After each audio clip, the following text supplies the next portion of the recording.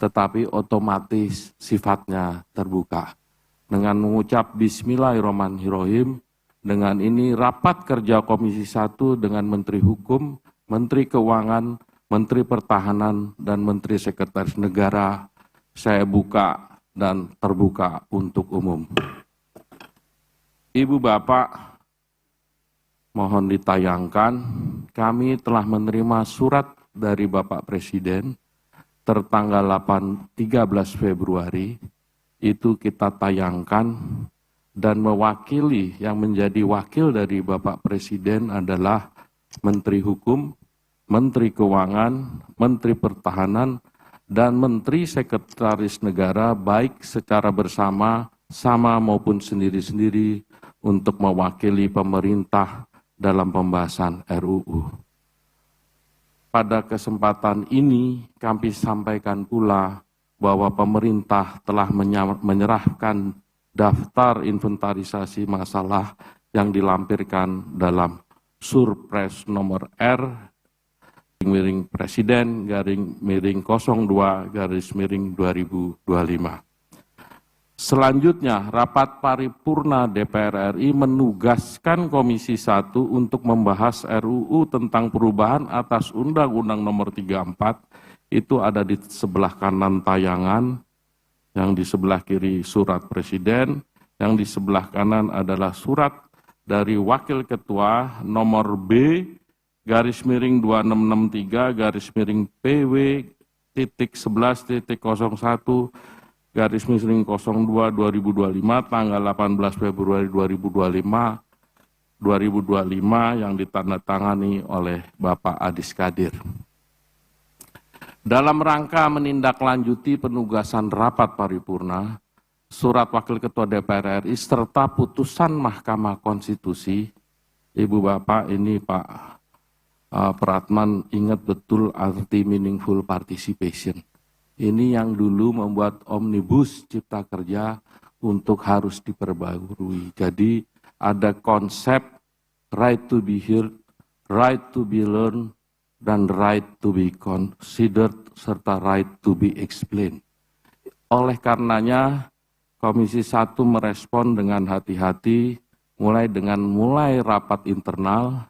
Kemudian pada tanggal 3 Maret kita memutuskan rapat dengan pakar, akademisi, LSM termasuk kemarin dengan Pepabri.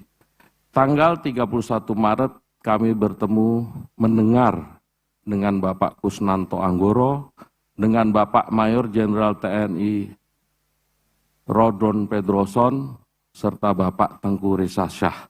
Kemudian tanggal 4 Maret dengan Setara Institut, yaitu Saudara Dr. Ismail Hassani, serta Bapak Dr. Al-Araf dari Imparsial, serta kemarin dengan DPP Pepabri yang dipimpin oleh Jenderal TNI Purnawirawan Agung Gemerar. Dan rencananya tanggal 13 Maret kami akan raker dengan Panglima TNI beserta para kepala staf. Raker Komisi 1 DPR RI dengan pemerintah pada hari ini diselenggarakan dalam rangka pembicaraan tingkat 1 mengenai pembahasan RUU tentang perubahan atas Undang-Undang TNI dengan agenda sebagai berikut. Yang pertama adalah pengantar musyawarah, yaitu penjelasan DPR RI terkait RUU tentang perubahan atas Undang-Undang TNI. Kedua, pandangan pemerintah terhadap RUU tentang perubahan atas Undang-Undang TNI. B, pembahasan jadwal dan mekanisme pembahasan RUU. C, pembentukan panja. D, lain-lain. Hadirin yang terhormat, kita memasuki acara pertama, yaitu pengantar musyawarah. Untuk itu kami persilahkan Wakil Ketua Komisi 1 DPR RI, Bapak Dev Akbar Syah Pikarno Laksono untuk menyampaikan penjelasan DPR RI terkait RUU tentang perubahan atas Undang-Undang TNI. Saya persilahkan. Terima kasih Pak Ketua. Bismillahirrahmanirrahim. Assalamualaikum warahmatullahi wabarakatuh. Selamat siang dan salam sejahtera untuk kita semua. Pimpinan Komisi 1 yang terhormat, para anggota Komisi 1 yang terhormat, yang kami hormati, Pertama, Menteri Hukum Republik Indonesia, selamat datang Pak di Komisi 1.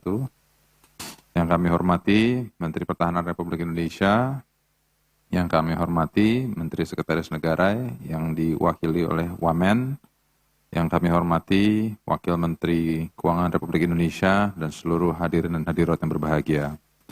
Mengawali penyampaian penjelasan DPR atas rancangan undang-undang tentang perubahan atas Undang-Undang Nomor 34 Tahun 2004 mengenai Tentara Nasional Indonesia, marilah kita panjatkan puji syukur kehadiran Tuhan Yang Maha Esa.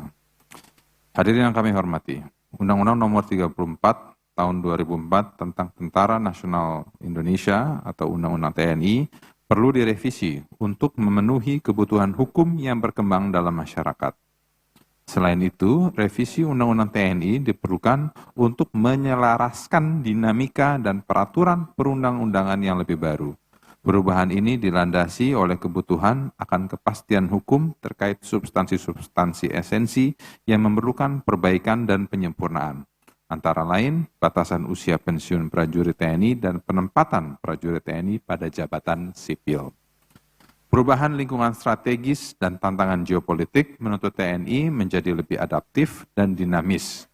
Upaya penegakan kedaulatan, penjagaan keutuhan negara, dan perlindungan keselamatan bangsa memerlukan pengelolaan sumber daya yang lebih optimal dan peningkatan kapabilitas organisasi. Revisi Undang-Undang TNI merupakan bagian dari proses reformasi TNI yang berkelanjutan dengan penekanan pada profesionalisme militer dalam menjaga kedaulatan, keutuhan teritorial, dan mencegah desentralisasi bangsa. Batasan usia masa dinas prajurit TNI dikaitkan dengan putusan Mahkamah Konstitusi nomor 62/PUU 19/2021 dan putusan Mahkamah Konstitusi nomor 6 PUU 16/2016.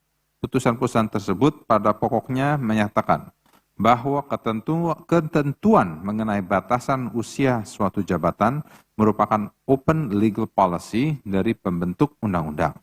Hal ini relevan dengan ketentuan pasal 53 Undang-Undang TNI. Selain itu, terdapat kebutuhan nyata, penting, dan mendesak untuk mengubah ketentuan pasal 47 mengenai peran prajurit aktif TNI di kementerian atau lembaga sesuai dengan kebutuhan dan permintaan. DPR RI telah resmi menetapkan rancangan undang-undang tentang perubahan atas Undang-Undang Nomor 34 Tahun 2004 tentang Tentara Nasional Indonesia sebagai program legislasi nasional prioritas tahun 2025. Dalam DPR RI telah menerima surat dari Presiden Prabowo Subianto dengan nomor R12-02-02-2025 dengan tanggal 13 Februari 2025 menunjuk wakil pemerintah untuk membahas RUU TNI. Kami menegaskan bahwa profesionalisme TNI wajib untuk dipertahankan dan ditingkatkan secara berkelanjutan. Pasal 30 ayat 3 Undang-Undang Dasar Negara Republik Indonesia tahun 1945 mengatur bahwa TNI sebagai alat negara di bidang pertahanan bertugas mempertahankan, melindungi, dan memelihara keutuhan dan kedaulatan negara. Berdasarkan hal tersebut, terdapat 3 aspek penting dalam pertahanan negara, yaitu keutuhan negara, kedaulatan negara, dan keselamatan negara. DPR RI berpandang bahwa revisi Undang-Undang TNI tidak boleh mengganggu profesionalisme TNI dalam melaksanakan tugas-tugas tersebut. Revisi Undang-Undang TNI ini mengacu pada paradigma baru mengenai peran TNI, sehingga TNI diharapkan menjadi alat pertahanan negara yang profesional dan adaptif sesuai dengan kepentingan politik dan harapan masyarakat. Hadirin yang kami hormati, revisi Undang-Undang TNI ini akan mengatur substansi penambahan usia masa dinas keprajuritan dan pengaturan penempatan prajurit aktif di kementerian lembaga. Secara spesifik, revisi ini menetapkan penambahan usia masa dinas keprajuritan hingga 58 tahun dalam jabatan fungsional tersebut. Pasal 53 Undang-Undang TNI mengatur bahwa masa dinas prajurit TNI adalah hingga usia maksimal 53 tahun bagi bintara tamtama dan 58 tahun bagi perwira. Meskipun batasan usia ini relevan pada tahun 2004, tinjauan ulang perlu dilakukan mengingat kondisi peraturan yang berlaku saat ini. Terlebih lagi, terdapat ketidaksinkronan dengan batasan usia pensiun anggota Kepolisian Negara Republik Indonesia atau Polri dan pegawai aparatur sipil negara atau ASN. Selain itu, peningkatan angka harapan hidup masyarakat Indonesia menjadi pertimbangan penting. Oleh karena itu, ketentuan batasan usia 53 tahun bagi bintara dan tentara dan 58 tahun bagi perwira perlu disesuaikan. Penyesuaian ini bertujuan untuk mengoptimalkan potensi sumber daya manusia TNI. Perubahan batasan usia pensiun juga diharapkan dapat meringankan beban kebutuhan keluarga prajurit TNI termasuk kebutuhan tempat tinggal, jaminan kesehatan, dan pendidikan anak. Dengan demikian, perubahan pasal 53 Undang-Undang TNI adalah suatu keniscayaan. Hadirin yang kami hormati, kebutuhan penempatan prajurit TNI di kementerian lembaga diakui mengalami peningkatan. TNI memiliki sumber daya manusia yang melimpah, sementara kementerian lembaga seringkali mengalami keterbatasan. Kondisi ini memerlukan solusi untuk menjaga efektivitas penyelenggaraan pemerintah. Oleh karena itu, perubahan pasal 47 ayat 2 Undang-Undang TNI menjadi suatu keniscayaan seiring dengan perkembangan lingkungan yang semakin dinamis, baik di tingkat internasional maupun nasional. Serta kebutuhan pemerintahan, penyesuaian Undang-Undang TNI menjadi diperlukan, khususnya terkait peran prajurit TNI di kementerian lembaga. Meski demikian, sejalan dengan adanya kebutuhan nyata di masyarakat untuk mengatur suatu masalah dan merespons terhadap aspirasi masyarakat, termasuk aspirasi kalangan internal TNI, penempatan prajurit TNI di kementerian lembaga seyogyanya sejalan dengan prinsip profesionalisme TNI. Saat ini, sejumlah perwira TNI menduduki jabatan di berbagai kementerian dan lembaga sipil berpotensi menimbulkan beberapa persoalan dan berpotensi mengaburkan garis demarkasi antara fungsi militer dan sipil.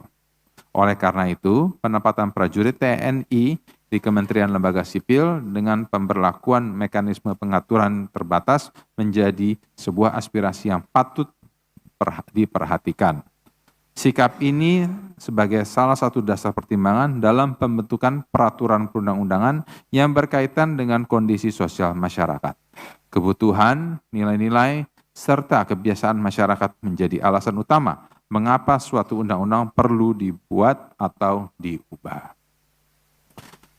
Hadirin sekalian, demikian penjelasan DPR terhadap rancangan undang-undang tentang perubahan atas Undang-Undang Nomor 34 Tahun 2004 mengenai Tentara Nasional Indonesia. Sebelum mengakhiri keterangan ini, kami menyampaikan penghargaan dan terima kasih yang sebesar-besarnya kepada seluruh masyarakat Indonesia, pimpinan DPR RI dan seluruh anggota DPR RI khususnya anggota Komisi 1. Semoga Tuhan Yang Maha Esa Allah Subhanahu wa taala senantiasa melimpahkan rahmat dan hidayahnya kepada kita semua dalam menjalankan tugas kenegaraan dan mengembangkan amanat rakyat Indonesia. Terima kasih. Wassalamualaikum warahmatullahi wabarakatuh. Waalaikumsalam. Terima kasih Pak Dev Laksono yang telah menyampaikan penjelasan dari DPR RI. Sebelum ke Pak Safri, mohon maaf saya terlewati Ibu Lydia Silvana Jaman. Beliau adalah Deputi Bidang Perundang-undangan dan Administrasi Hukum Kementerian Sekretaris Negara. Setahu saya Ibu yang paling sering tanda tangan membaca. Nah ini baru sekali ini ketemu orangnya aslinya. Kemudian Pak Hernadi Esa, beliau adalah Direktur Harmonisasi dan Perundang-undangan Kementerian Hukum RI. Minta maaf ya Pak, saya juga sudah 60, jadi mohon kalau ada keliru ya dimaafkan. Saya persilahkan kepada yang terhormat Menteri Pertahanan Republik Indonesia untuk menyampaikan pandangan pemerintah terhadap RUU tentang perubahan atas Undang-Undang Nomor 34 Tahun 2004. Saya persilakan. Bismillahirrahmanirrahim. Assalamualaikum warahmatullahi wabarakatuh. Salam sejahtera kepada kita semua. Salam, Om Swastiastu, Namo Buddhaya, salam kebajikan. Yang terhormat pimpinan dan anggota Komisi 1 DPR RI, Menteri Hukum, Wakil Menteri Keuangan, Wamen, Sekretaris Negara, dan bapak-bapak dan ibu-ibu yang berbahagia. Puji syukur kita panjatkan kehadirat Tuhan yang Maha Kuasa atas segala rahmat dan karunia-Nya yang telah dilimpahkan kepada kita sekalian, sehingga pada hari ini kita dapat hadir dalam rangka pembahasan rancangan Undang-Undang Republik Indonesia tentang perubahan atas Undang-Undang Nomor 34 Tahun 2004 tentang Tentara Nasional Indonesia. Sebelumnya izinkan saya mengucapkan selamat melaksanakan ibadah Ramadan 1446 dan juga yang bilang 1447 Hijriah yang hari ini kita laksanakan.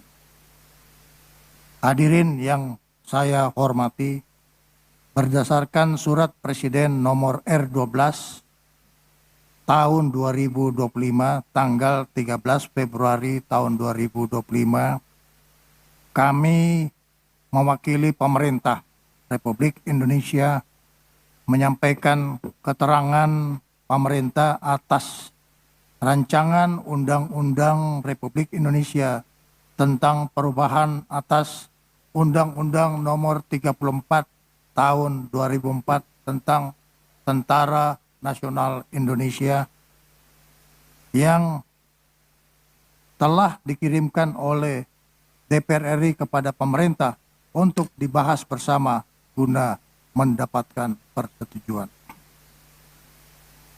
Pimpinan dan anggota Komisi 1 yang terhormat, Undang-Undang Nomor 34 Tahun 2004 tentang Tentara Nasional Indonesia telah menjadi dasar hukum dalam penyelenggaraan fungsi, tugas, dan kewenangan TNI sebagai alat pertahanan negara. Tentara Nasional Indonesia merupakan alat negara yang bertugas mempertahankan, melindungi, dan memelihara keutuhan dan kedaulatan negara. Undang-Undang Nomor 34 Tahun 2004 tentang Tentara Nasional Indonesia mengatur bahwa Tentara Nasional Indonesia dibangun dan dikembangkan secara profesional. TNI adalah tentara rakyat, tentara pejuang, tentara nasional, dan tentara profesional. Namun, seiring dengan situasi dinamika global saat ini, serta perkembangan lingkungan strategis. Pak Menhan, mohon mic-nya agak dekat, Pak. Kita udah biar agak kedengeran ya. Serta perkembangan lingkungan strategis, serta dinamika ancaman yang semakin kompleks yang kita tidak tahu kapan datang waktunya. Perubahan geopolitik dan perkembangan teknologi militer global mengharuskan TNI untuk bertransformasi guna menghadapi ancaman konvensional maupun non-konvensional seperti perang cyber, perang hibrida, dan ancaman asimetris lainnya. Oleh karena itu, perubahan Undang-Undang TNI diajukan oleh pihak DPR RI diperlukan untuk memberikan landasan hukum yang lebih jelas terhadap peran TNI pada tugas lain selain perang tanpa melanggar prinsip demokrasi dan supremasi sipil. pimpinan dan anggota Komisi 1 yang terhormat. Adapun yang menjadi sasaran dalam perubahan Undang-Undang TNI diantaranya: 1. Memperkuat kebijakan modernisasi alutsista dan industri pertahanan di dalam negeri. 2. Memperjelas batasan dan mekanisme pelibatan TNI dalam tugas non-militer. 3. Meningkatkan kesejahteraan prajurit serta jaminan sosial bagi prajurit. 4. Menyesuaikan ketentuan terkait kepemimpinan, jenjang karier, dan usia pensiun sesuai dengan kebutuhan organisasi. Pemerintah mengapresiasi dan berterima kasih atas upaya DPR RI, khususnya Komisi 1 DPR RI, untuk melanjutkan pembahasan RUU ini pada tahun 2025. Seperti yang disampaikan dalam pengantar musyawarah yang dikemukakan oleh Wakil Ketua Komisi 1. Pimpinan dan anggota Komisi 1 yang terhormat, demikian keterangan pemerintah atas rancangan Undang-Undang Republik Indonesia tentang perubahan atas Undang-Undang Nomor 34 Tahun 2004 tentang Tentara Nasional Indonesia kami sampaikan. Kami berharap kiranya rancangan undang-undang ini dapat dibahas secara aman dan lancar dan memperoleh persetujuan bersama dari DPR RI sesuai ketentuan yang berlaku. Atas perhatian dan kerjasama dari pimpinan dan seluruh anggota Komisi 1 DPR RI yang terhormat, kami atas nama pemerintah mengucapkan terima kasih. Semoga Tuhan Yang Maha Kuasa senantiasa melimpahkan rahmat dan karunia-Nya kepada kita semuanya. Amin. Wabillahi taufik wal hidayah. Wassalamualaikum warahmatullahi wabarakatuh. Om Santi, Santi Om. Atas nama Presiden Republik Indonesia, Menteri Pertahanan. Terima kasih. Terima kasih kami ucapkan kepada Bapak Menteri Pertahanan atas penyampaian pandangan pemerintah terhadap RUU tentang perubahan atas Undang-Undang TNI. Ibu Bapak, saya mohon maaf lagi, ini saya lupa memperkenalkan Marsikal Madya Doni Ermawan. Beliau adalah Wamenhan. Itu bintang 3 Auri. Supaya menjadi pemahaman kita, seringkali kita simpang siur, inilah undang-undang existing yang akan kita revisi. Pak Pratman nanti mohon juga bantu dengan seksama. Pak Pratman ini Pak, kalau soal undang-undang, kutu aja kelihatan Pak. Kadang kutunya dikonversikan jadi daging. Hebat sekali beliau. Nah ini kurang lebih seperti ini disahkan 16 Oktober 2004, terdiri dari 11 bab, 78 pasal. Yang pertama soal ketentuan umum, kedua jati diri, ketiga kedudukan, keempat peran, fungsi, dan tugas itu di pasal 5-10, postur dan organisasi. Memang ini perlu postur, bukan postur APBN tapi ini postur organisasi, memang agak khas kalau kita pelajari. Kemudian pengerahan dan penggunaan gun kuat TNI, itu ada di pasal 17 sampai dengan 20, kemudian prajurit, ini pasalnya paling banyak.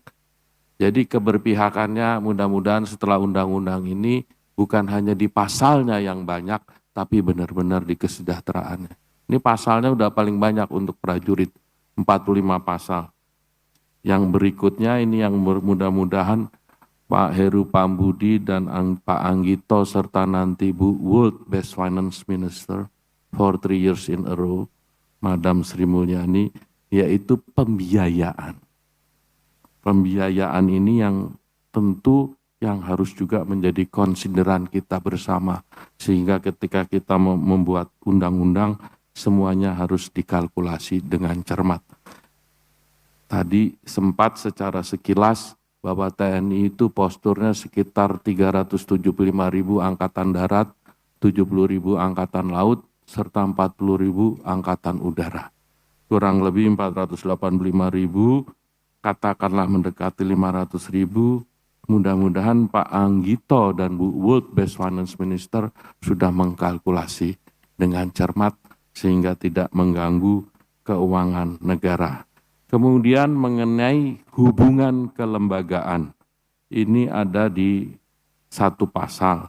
Kemudian ada ketentuan peralihan, biasanya soal umur, ini peralihan, dan terakhir ketentuan penutup. Jadi jumlah pasalnya ada 78 dan klasternya seperti ini. Jadi mudah-mudahan soal jati diri dan sebagainya kita tidak karena jati diri TNI tentu adalah prajurit pejuang, prajurit yang memperjuangkan Sabta Marga. Mudah-mudahan dari undang-undang ini kita semakin kuat. Ibu Bapak, selanjutnya kita akan membahas jadwal dan mekanisme pembahasan. Mohon izin kalau ini kita paparkan di sini panjang. Kalau diperkenankan, nanti Pak Menhan dan Pak Menkum yang semua yang ditunjuk oleh Presiden, Menteri Keuangan, dan Menteri Sekretaris Negara menugaskan kepada orang yang ditugaskan untuk nanti kita berkomunikasi di sini untuk menentukan jadwalnya. Kalau kita bahas di sini bisa panjang. Apakah ini bisa disetujui, Pak Menhan? Setuju ya? Ya. Oh usul, apa setuju Pak? Oh setuju nih. Habis selesai undang-undang TNI saya memang harus ke dokter THT Pak Pratman. Yang kiri ini agak pekak, agak budek. Dulu ya, kita gedok ya ini ya, yang tadi. Bahwa akan masing-masing yang ditunjuk, Menteri Hukum, Menteri Seknek, Menteri Keuangan, dan Menhan akan menunjuk 4 orang masing-masing untuk membahas mekanisme dan jadwal. Ibu Bapak, Pak Menteri juga sudah menyerahkan sejumlah DIM. Apakah ini kita sepakati sebagai rujukan dalam pembahasan? Setuju ya? Setuju. Karena ini kesepakatan harus dua belah pihak. Saya misalnya menyenangi Rahel, nggak mungkin saya senang, Rahelnya nggak senang. Jadi bapak-bapak, ibu-ibu setuju juga ya? Kami setuju Pak. Ya, kita gedok ya. Kok Rahel terus, karena rambutnya tiap hari ganti Pak deh. Sampai saya bingung nih ke salonnya kapan, apa punya salon sendiri dia. Berdasarkan rapat intern Komisi 1 DPR RI tanggal 27 Februari, Komisi 1 DPR RI telah membentuk panja. Dan mohon izin bukan narsis Pak Menteri, kami disepakati saya Utut Adianto menjadi ketua panja. Apakah ini Bapak juga setuju ya? Sangat setuju Pak. Ya. Kalau nggak setuju ya nanti ya jadi gimana gitu ya. Ibu Bapak, pimpinan terdiri dari 5 orang, ini kami semua akan menjadi panja. Ini udah aturan tata tertib DPR, anggota 18 orang, terdiri dari fraksi Partai Demokrasi Indonesia Perjuangan 4 orang, fraksi Partai Golkar 3 orang, fraksi Partai Gerindra 3 orang. Mohon maaf Pak Pratman belum bisa saya tambahin jadi 5, karena ini datang dari hasil pemilu. Fraksi Partai Nasdem 2 orang, fraksi Partai Kebangkitan Bangsa, di sini ada kakaknya Cak Imin, Pak Halim, beliau dulu menteri Pak.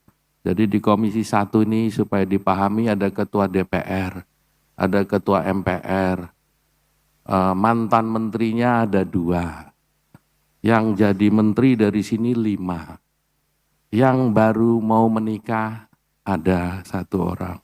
Yang sudah menikah banyak. Yang menikahkan anaknya banyak. Yang mau menikahkan kali kedua buat dirinya juga ada. Dari fraksi PKS 1 orang, dari fraksi Partai Amanat Nasional 2 orang, fraksi Partai Demokrat 1 orang. Selanjutnya kami meminta pemerintah untuk segera membentuk tim panja pemerintah, nanti tentu rembukan Bapak, dan menyampaikan susunan tim tersebut kepada Komisi 1 DPR. Demikian raker kita pada hari ini. Hari ini raker yang dugaan saya sangat tegang Pak Anggito, karena ini undang-undang yang semua mata akan menuju sini.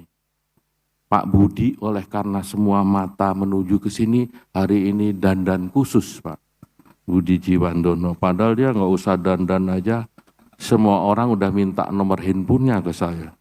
Saya ya sekali-kali jadi calok lah. Wah susah, Pak Budi sangat selected. Saya bilang. Demikian raker kita pada hari ini telah usai. Kami menyampaikan penghargaan dan terima kasih kepada para menteri, kepada Pak Menhan, Pak Safri Samsudin, Bapak Menteri Hukum, Pak Supratman Andi Aktas, yang mewakili Menteri Keuangan, Pak Anggito, Wamenkeu, serta yang mewakili Mensesnek, Pak Prasetyo Hadi. Mudah-mudahan niat baik kita diijabah oleh Gusti Allah dan kerja-kerja kita bagian dari ibadah kita dan puasa kita hari ini bagian yang menjadi berkah kita masing-masing. Dan dengan mengucap Alhamdulillahirabbil alamin, rapat kerja hari ini saya nyatakan ditutup. Billahi taufik wal hidayah. Wassalamualaikum warahmatullahi wabarakatuh.